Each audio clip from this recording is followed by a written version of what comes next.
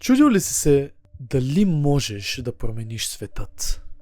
Колко по-хубав можеш да го направиш? Ако да, това видео е за теб.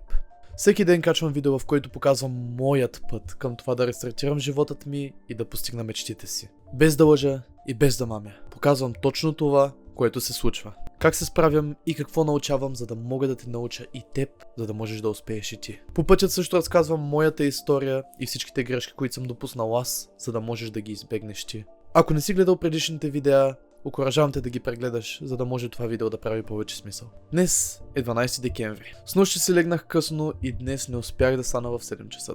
Днес станах в 8. Да ти кажа честно, вече стана много трудно. Въобще не желаях да ставам. Буквално бях на толкова малко от това отново да легна да спя. И веднага в момента, в който успях да стана, паднах на земята, за да тренирам, както по принцип. Гледах да игнорирам мислите си колкото мога повече. Веднага излязох да бягам, прибрах се, влязох в душа, изкъпах се и дори тогава, вече беше 8:20, дори тогава, въпреки че имам 40 минути преди да започна работа, нямах желание нито да медитирам, нито да чета. За контраст на вчера, когато имах толкова много желание, но нямах възможност, сега имах възможност, но нямах желание. Все пак се принудих. Едвам на време се приготвих, свърших нещата и отидох на работа. Днес вече ми се сменя програмата. От тук насетне съм на 2 смени всеки ден. Първата ми е от 9 до 1:30 и втората ми е вече от 6 часа вечерта до 10. Проблемът тук е, че аз искам да продължавам да ставам в 7 сутринта. Но за да запиша това видео, аз трябва да го запиша след като се върна от работа. В момента свършваме в 10, а едва имаме гости.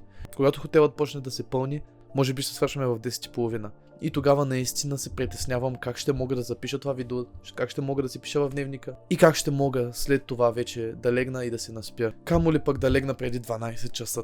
Свърших първата ми смяна. Като цяло отново нищо не правихме, тъй като едва имахме гости. Веднага след смяната обаче се чувствах толкова изтощен, защото снощи не успях да се наспя. Заспах към 1:30, ако не и по-късно. Което означава, че спах само 6 до 6 часа и половина. И на всичкото отгоре се събуждах отново и отново през нощта. Казах си, че ще легна за проста дрямка, но след всяка аларма изключвах и пусках следваща. Както легнах да спя в 2 часа, станах в 5. Питах се колкото мога по-бързо да обработя ден 4, но просто не става. Обработвах 40 минути и от тях обработих само 3 минути от самото видео. Утре знам, че ще имам изключително много работа. Отидох на втората си смяна. Получих комплименти от шефът ми за добре свършената ми работа като цяло, така че съм доволен от това поне. И докато свършим, докато се наям, докато се видя с нашите да изпуша буквално само 2 цигари и да дойда тук да снимам вече 11:10. Затова, макар и че днес историята е малко по-дълга, ще се опитам да съм по-кратичък. Сега, нека да преминем тогава към историята. Миналия път стигнахме до това, точно преди да вляза в Червеният кръст, преди да стана ютубър и най-вече малко преди да бъда в моят пик. Датата е 2 май 2023 година. Бях си у нас, когато мой приятел ми звънна. Той вече беше доброволец в Червеният кръст в Добрич. И ми каза, че днес ще имат сбирка и затова, ако желая, аз и моят най-добър приятел можем да отидем заедно там. Викам си, добре, мислех си, че е някакво масивно събитие, нещо голямо. И затова се облякох с риза и с панталон, нещо като днес. И разбира се, както винаги закъснявам с половин 1 час. Звъня на моят приятел, той ми обяснява къде да вляза и отивам на сбирка. По това време искам да ти кажа, че макар и да се опитвах да се социализирам, още бях интроверт. Още ме беше срам и още ме беше страх да говоря с хора. Както влизам в стаята заедно с моят най-добър приятел, виждам 15 човека, които никога през живота ми не съм виждал. Всичките изглеждат по-големи от мен, изглеждат по-добре от мен и като цяло за момент малко почнах да се стресирам.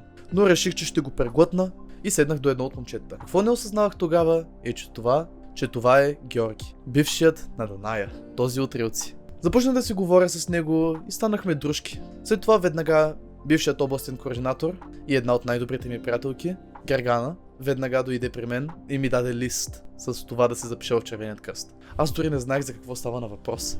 Единственото нещо, което знаех за Червеният кръст предварително, беше това, че този приятел, който вече беше доброволец, го бях видял как чисти улиците напълно за безплатно, носейки едни грозни булзони с логото отгоре. Толкова много му се подигравах. И се чудих сега, искам ли да бъда част от това въобще? Но реших, че това може би е следващата ми стъпка за развитие. Може би по този начин ще мога да се запозна с още много хора. Затова все пак реших да подпиша документа и да й го връча. След това започна представяне. Всеки мина и се представи кой е. Име, години, къде учи, с какво се занимава и така нататък. Когато започнах, опитах да изкарам моето самочувствие. Но разбрах по-късно, че за другите изглеждал като арогантност. Макар и че някои момичета ми правеха комплименти за нещата, които казвам. Все пак тогава четох, тренирах, медитирах и така нататък. За наистина важните хора съм изглеждал арогантен. Накрая на сбирката вече имахме време да се запознаем. Излязохме навън, говорихме с всички и тогава осъзнах, че всички в Червеният кръст пушат. Аз по това време бях много против пушенето. Като цяло, не знаех дали въобще искам да бъда част от това. Всеки си имаше групичка, в която беше. Но като цяло всеки преобщаваше другите да влязат там. Затова аз и най-добрият ми приятел почнахме да ходим напред-назад и да се опитваме да се запознаем с всички. Точно по това време бях си взел едно малко тефтерче. В него бях казал всеки ден ще пиша по едно име на човек, с който съм се запознал днес. И накрая на този ден вече имах 10 имена вътре. Бях изпълнен със щастие, защото хората изглеждаха сравнително приятни там. И най-вече, че за един ден се запознах с 10 човека, с които сега ще мога да се опознавам и да се виждам всяка седмица. Също в този ден изговорихме, че следват състезанията от уеповете. Уеп е ученически екип по първа помощ. Ние като доброволци трябваше да бъдем съдии и също да бъдем статисти. Тоест в този случай ние да се правим на ранени, докато други доброволци да съдят и да дават точки за това колко добре се справят децата. Все пак исках да видя за какво стана въпрос, затова бях от първите, които вдигнаха ръка, имайки огромното желание да отида на тази инициатива. 2 дни по-късно се събрахме отново, за да можем да изговорим тази инициатива. Срещнах се отново с Гергана, срещнах се и с още един важен човек, него ще наречем Александър. Александър беше обучителят по първа помощ, но той е един от най-социалните и прекрасни хора на света. Въпросът беше, че той също беше много страшен. Не знам какво за него беше, дали физиономията му, дали това, че беше масивен, или това, че всеки път, в който кажеш нещо, той може да го обърне към теб и да ти се или подиграе, или да те заплаши и да те стресне толкова много, че повече няма да си върнеш газа там. Но също с това беше изключително забавен. Той може би най-забавният човек, който познавам като цяло.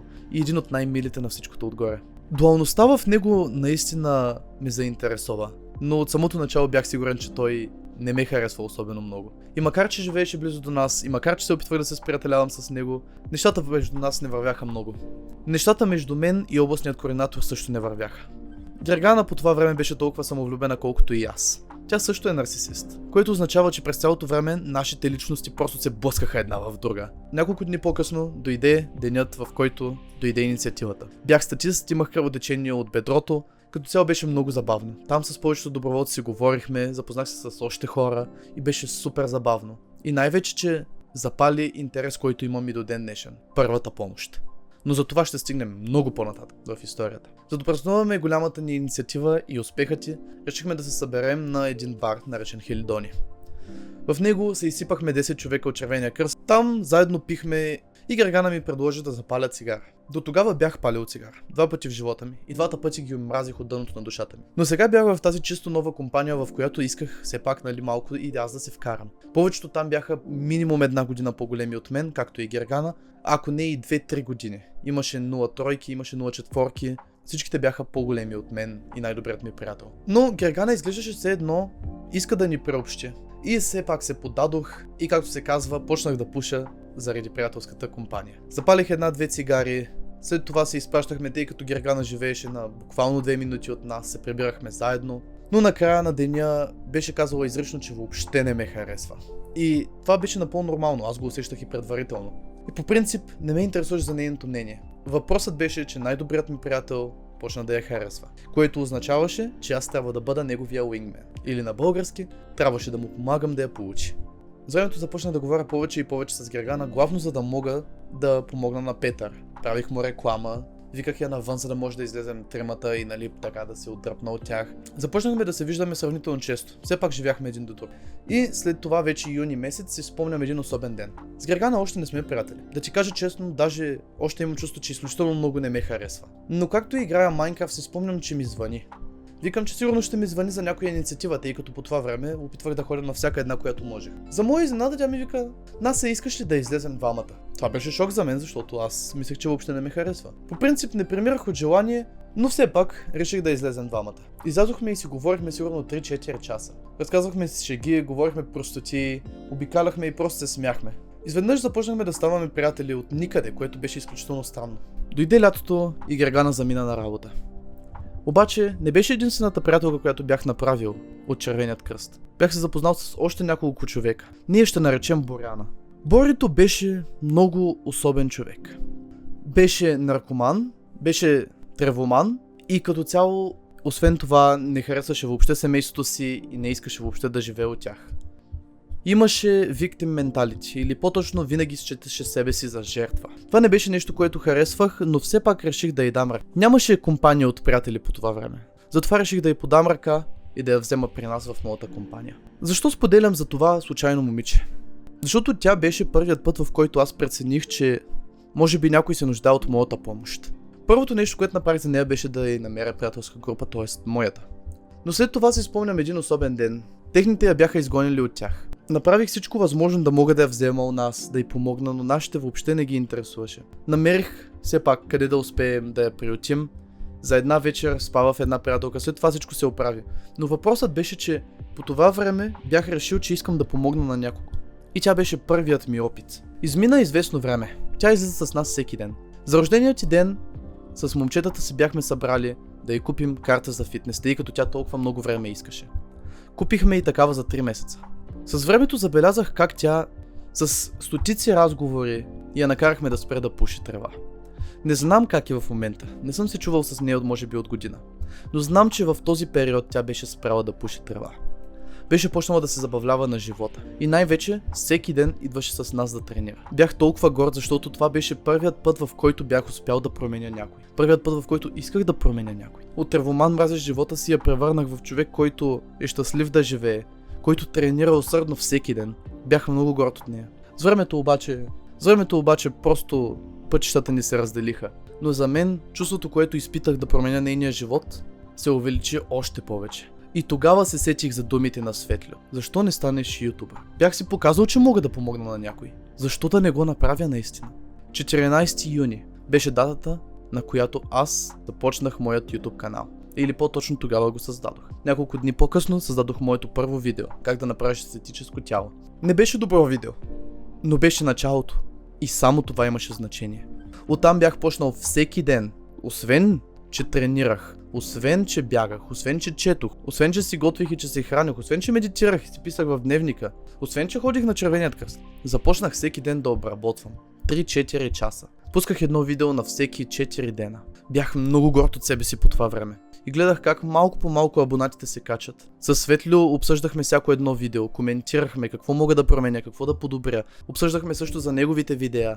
Обсъждахме всеки ден какво можем да направим, за да подобрим светът заедно.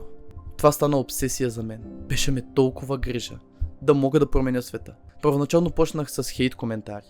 Хора, които ме познаваха, ми се подиграваха, но това за мен нямаше значение.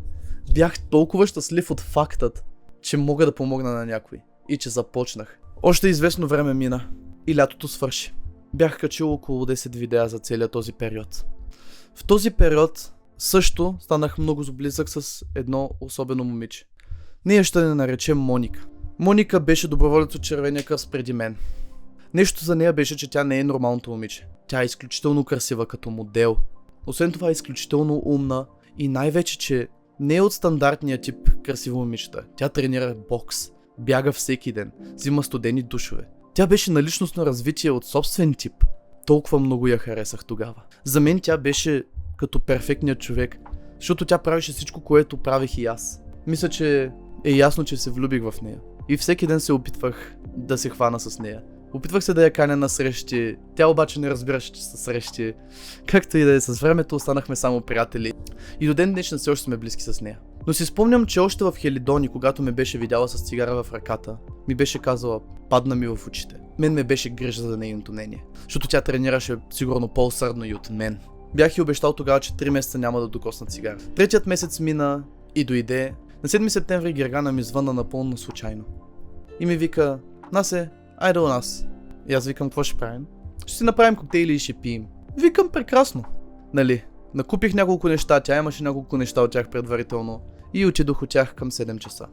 От 7 до сигурно 12 през нощта седяхме да си говорим. По това време тя имаше една малка масичка и едни малки табуретки, на които седяхме. На тях толкова много разговори са минали. И особено този ден, тези 5 часа тя ми разказва цялото си лято, всичките си драми. И по това време все още не ми пукаше за хората, не ми пукаше за проблемите им. Но вече си бях показал веднъж, че мога да ме е грижа. И за това се опитах И си бях казал, не ме е грижа за това, което ми разказва. Да ти кажа честно, Гергана обича да вкарва 20 истории в една история. И аз въобще не можех да следя като цяло мисловния и процес. Но си бях казал, ще се опитам да слушам. Не да мисля какво ще отговоря или какво ще кажа след това. Ще се опитам да слушам и да се поставя в нейните обувки. Ще се опитам да ме е грижа и да й симпатизирам. Това беше умение, което ми липсваше по това време. Симпатията към хората. И мога да смея да кажа, че тази една вечера беше най-показната за това, че всъщност мога да изпитвам симпатия към който и да е и мога да се поставя в обувките на всеки един човек. Слушах я. Тази вечер ни направи най-добри приятели. В идните дни почнах да ходя от тях почти всеки ден. Главно ходих сутрин на кафе от тях, понякога вечер, понякога след училище. Станахме супер близки. И като цяло, нещо за Гергана беше, че Гергана се превърна в моя сестра. Тя е като каката, която никога не съм имал. Защото тя винаги ми помагаше. Какъвто и проблем да имам, тя го пречупваше през такава перспектива, че не само да ми даде това, което трябва да чуя, но и да ме накара да се чувствам прекрасно. До ден днешен, когато имам истински проблеми, се свързвам с нея. Защото тя е един от хората, които наистина са ми помогнали. И Гери, ако гледаш това видео, благодаря ти за всичко.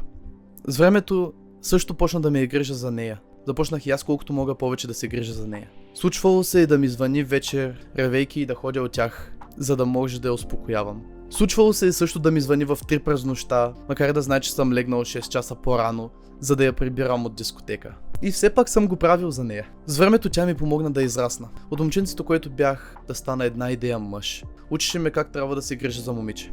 Учеше ме как трябва да се държа като мъж. Всичко това кулминира и ме превърна в най-добрата версия, която съм имал досега. По това време, не само че всяка сутрин ставах в 5, бягах, взимах студен душ, медитирах за по 10-20 минути на ден, четох стотици страници, обработвах по 4-5-6 часа на ден. Имал съм дни, в които съм обработвал 12 часа без да съм мърдал от бюрото си.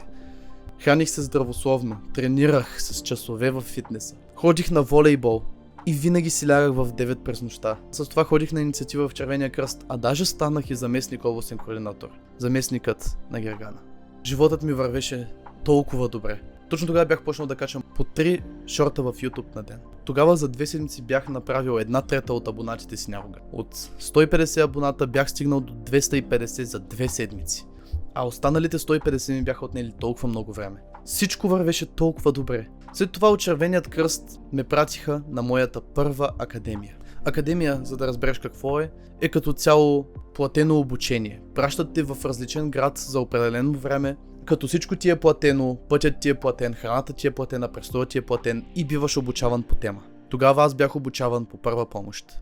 Не само, че вече имах интерес към първата помощ, но сега изведнъж имах страст. Когато вече бях преминал през всичко, ми харесваше толкова много. В идните месеци почнах да организирам сам инициативи по първа помощ. Само за остатъка от 23-та година бях направил сигурно 50 презентации на ученици и обучение на доброволците по първа помощ. Влюбих се в тази тема. Бях толкова горд от себе си по това време. Чувствах се все едно бях свободен. И тогава дойде втората академия. От тази академия всичко се срути. Моментът на разпад. За него обаче ще разкажа утре. Нека сега да преминем към това как се чувствам от днес. Като цяло не съм доволен. Мисля, че даже няма защо да го казвам. Не станах на време, не успях да си свърша всичката работа и най-вече, че сега е вече късно и най-вероятно пак няма да успея да си легна на време. Утре просто трябва да се принудя да стана рано. Утре просто трябва да се принудя да запиша 2 видеа. Утре просто трябва да успея. Много ми е интересно как някои дни са толкова добри и някои дни са толкова зле. Но тогава се замислих над факта, че добре, защо това да е проблем? Стига добрите дни да са равни на лошите, то тогава винаги ще мога да си свърша работата. В този случай добър ден означава ден, в който мога да свърша повече от това, което съм си задал, и лош ден е ден, в който не мога да свърша всичко, което съм си задал. Стига да са равни добрите и лошите дни, това е прекрасно. Въпросът е, че до сега съм имал повече добри дни, отколкото лоши. Което означава, че от тук насетне всичко ще става все по-добре и по-добре. Вярвам го. Единствено нещо, което може да ме спре сега е да се откажа. И то ако се откажа, преди да започна да качвам тези видеа. Решил съм, че ще почна да качвам видеята на 18, което означава, че ги качвам 10 дни по-късно, след като съм започнал да ги правя. Затова, ако сте имали някакви въпроси, очаквайте отговорите по-нататък. Мога да кажа все пак, че съм доволен. Не се чувствам толкова зле, колкото се чувствах, когато дойдох първоначално. Или пък още преди да дойда. Знам, че този път ще се получи и съм много щастлив от този факт. Както и да е, това е за днес. Ако имаш някакви въпроси, пиши долу в коментарите и ще отговоря възможно най-скоро. Също ще съм много благодарен, ако харесаш, абонираш се или споделиш това видео. По този начин помагаш на моята мечта и заедно да израстваме повече. По същия начин помагаш и на повече хора да променят техните животи. И, както винаги, аз съм Атанас Желев и помнете, мъчете се сега, за да се радвате по-късно. Чао!